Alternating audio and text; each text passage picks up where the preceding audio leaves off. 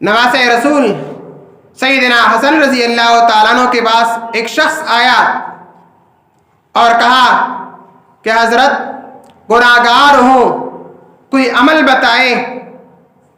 آپ نے فرمایا استغفار پڑھو۔ ایک دوسرا شخص آیا اور کہا حضرت بے اولاد ہوں، کوئی عمل بتائیں، کوئی دعا کرے کہ اللہ تبارک و تعالی اولاد عطا فرمائے۔ آپ نے کہا استغفار پڑھو۔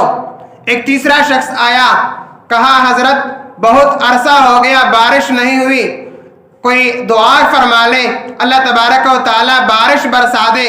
آپ نے کہا استغفار فرما لے، استغفار پڑھ لیں۔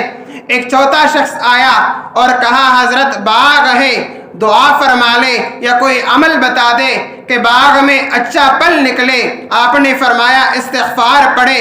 ایک پانچواں شخص آیا اور کہا حضرت کوئی عمل بتا دے کہ گھر میں کنواں نکلے، چشمہ نکلے۔ آپ نے کہا استغفار پڑھ لیں۔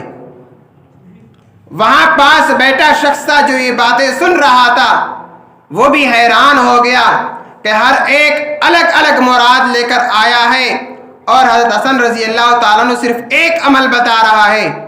سوال پوچھا حضرت یہ کیا معاملہ ہے کہ مراد لانے والے مختلف ہیں اور آپ عمل ایک بتا رہے ہیں؟